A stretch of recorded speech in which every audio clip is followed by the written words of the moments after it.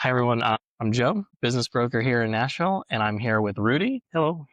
And Rudy is a sales expert. You want to kind of introduce kind of who you are and what you do? Sure. My name is Rudy Buel. I work for a group of advisors from Sales Acceleration. So I help small to mid-sized businesses grow sales. All right. And Rudy and I are going to play a little game today where I'm going to provide a scenario of a type of small business situation that we run into frequently. And sometimes Rudy and I have differences of opinion on what type of position a small business needs. So we're going to kind of talk through those things. Of course, I help hire people, general managers, so I see the value in that.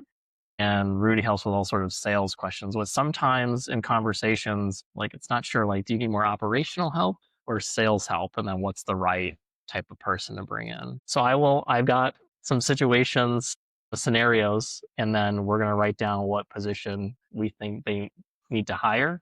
Okay. And then we'll kind of discuss if we're on the same page. All right. So the first one I have is an accounting firm with new partners responsible for business development that aren't improving sales. I think that needs a fractional sales leader to come in and do an assessment and see what they can do to get the business development folks to their maximum capacity to grow sales for that organization. Yeah. So fractional sales. I was going to go with like a CRO, Chief Revenue Officer, but I think we're on the same page. And we're on the same track, right? Yes, a CRO is very similar terminology to a fractional VP of sales. Yeah. A chief revenue officer would be kind of more of a permanent placement in that Yeah. organization, where someone who works on a fractional basis would be there to solve that problem on a temporary basis, leave them with a robust playbook when they're done so they can carry the momentum of that engagement forward. Yeah. Yeah.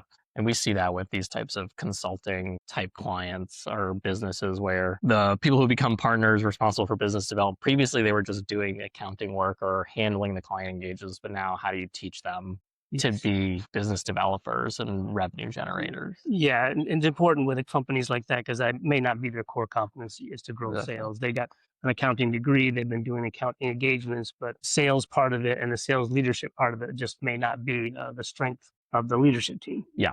Yeah. All right. So pretty close so far. Go to the next one. Ready? Oh, I like this one. A roofing company with lots of leads, but they're not closing them. Again, that they're in need of a fractional sales leader. I described the sales and marketing and how that works together is there's the top of the funnel, which is the marketing leads. And what a fractional sales leader does is goes in and helps them on the bottom of the funnel. That's taking those leads and closing those sales. A lot of the problems that could exist is they don't have a robust CRM. So they're not organized. They're not looking at the stages of where they have all these opportunities. They may need some sales coaching to learn how to turn all of those leads into sales. It really comes down to a conversion rate. So what a fractional sales leader could do is come in and set up the right sales processes, get them into the right CRMs, teach them how to run weekly meetings, get the KPIs right, and then have those KPIs make that sales team accountable to meeting those goals and targets. Right. And a fractional sales leader can help with that. Okay.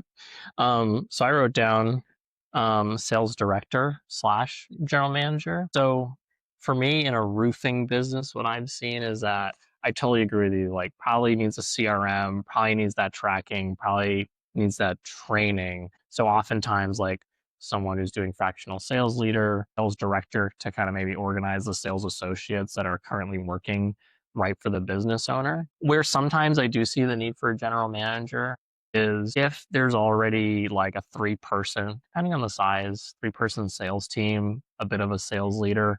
And if the issue is more, hey, you guys need to have a CRM that pipes into other parts of the organization and tie ops in with what's going on with sales, then sometimes I see a general manager as being a more appropriate fit for that role. But they definitely aren't going to be as good on the sales side if they need sales training. The important thing to remember about a CRM is it also is a communication tool as well. Yeah. So a general manager using a CRM, with, like for a roofing company, where operations and the follow-up and make sure the job is followed through from step 1 to step 10, very critical to the process. So a CRM is not just for sales, but it's to keep the whole organization into one system so everybody can track exactly what's going on with not only just the opportunities, but the jobs in progress to make sure that they go very smoothly. You get a good service reputation, and that helps you close more sales. Exactly. Reputation is big in that industry.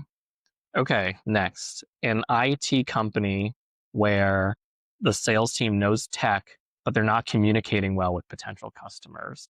I have companies that I'm working with right now in that Yeah. space. And the struggle that they have is they're really good at the technical part of it, whether that's cybersecurity, whether that's data analytics. But sometimes sales and sales leadership just may not be their forte. So those are good potential clients for a fractional sales leader. They can communicate to their customers when it comes to the technology, but when it comes to what questions do I ask? What is my ideal client profile? What do I need to do to get the right leads? Where do I delegate them to my team? That just may not be their strength. Those are companies that once you get them to a certain point, they're really good about communicating all of the technical part of it on the back end, but it's getting that initial pipeline to come down to where you're getting more of those further along into the CRM to the presentation close part may be a struggle. Yeah, no, I agree. I wrote down as my answer to this scenario was fractional sales as well. When I started hearing an owner like, "Oh, I'm not growing IT company," and then they have a whole bunch of their tech folks who have been grown into sales. That to me is a training issue, probably like a sales systems issue, and that's a Rudy issue all day, every day. All right, next one: a manufacturing owner with a great product that wants to scale. Again, Yeah. that comes down to a fractional sales leader. A lot of entrepreneurs or business owners may have invented the greatest product in the world, but again, sales leadership may not be their strength. So it comes down to I've got this great product. Now I've got to promote it into the market, and I've got to do that with hiring the right sales team. Another thing that we do is we do have a company that does nothing but sales recruiting. So it comes down to having the right talent that fixes 90% of your problems. Then getting the right processes and sales infrastructure, CRM. You have to get your job descriptions right. You have to get your onboarding right.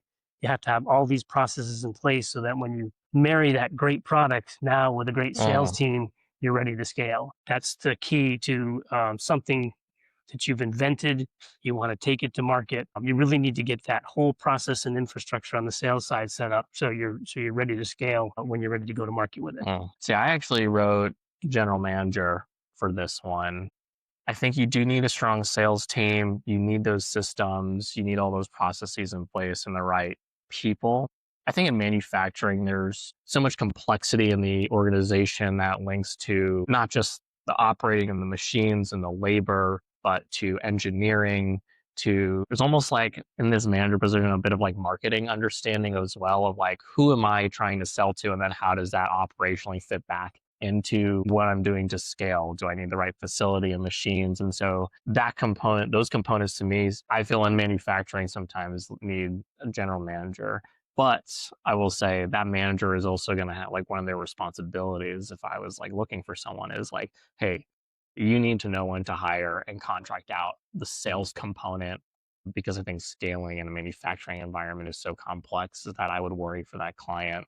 Okay, well, if you bring Rudy in to do fractional sales, the next problem you're going to have is how do you keep up with all the sales that Rudy is bringing you? You make a great point, Joe, and that does happen sometimes with our client engagements. We grow sales at an average of 32%, and sometimes the operations part of the business or the manufacturing capability part of the business doesn't keep up. Yeah. So until you have all of those disciplines with the right capacities to grow sales, but then to execute on the manufacturing and execute on the operations and delivery of those products, it tends not to be successful. So it's a great point you made. I just wrote down increase by 32%. I'll That is remember that one. Yeah, that is the average. I feel like a lot of owners will be like, that sounds really Yes. And 98% of our clients end up with a sales increase. That's great. Good. All right. Last one. You ready? A distribution facility owner that wants to retire in a few years with maximum value. I would say he needs a general manager, someone who's got full P&L control over sales and operations. Yeah. I think that would also be, that's my classic case all day, every day for general manager hiring. And I think conversely, if we were to argue the point of like, well, if I'm talking to business owner, they're like, well, Joe, why don't I just bring in like Rudy to drive sales for the next 12 months and then I'll maximize my value by, having better growth and better net. I would say, well, if I'm a buyer, I'm actually going to not count that just like recent surge because I don't have any proof that this is a sustainable long-term part of this business. Now it might, right? If I am a buyer and I happen to know Rudy, you, and that the work that you do, I'd be like, okay, yeah, you've made some like real operational improvements. But on the other hand, I think there's more value in I as a buyer come in and I know that there's not a whole bunch of owner risk of that person stepping away and then the business falling apart. So I think in this scenario, a general manager is a better bet. And if I were to bring in a general manager in this case, I would give them your contact information. I think probably a general manager and a fractional sales leader could work in conjunction to make sure that that revenue is hitting its peak when Yeah. you exit. That would lead to a higher EBITDA. Most companies are sold as a multiple of EBITDA.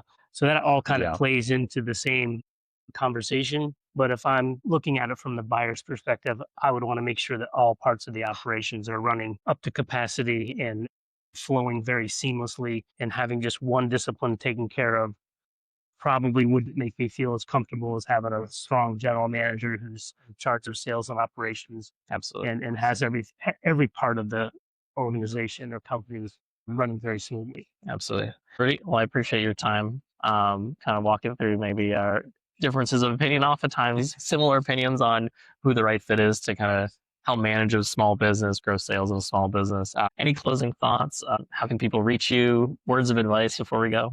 You can reach me by just going on to my webpage on LinkedIn. I'm willing to help. I do offer a free assessment for any company and a free consultation. So I can determine from that kind of where the gaps are to being successful in sales.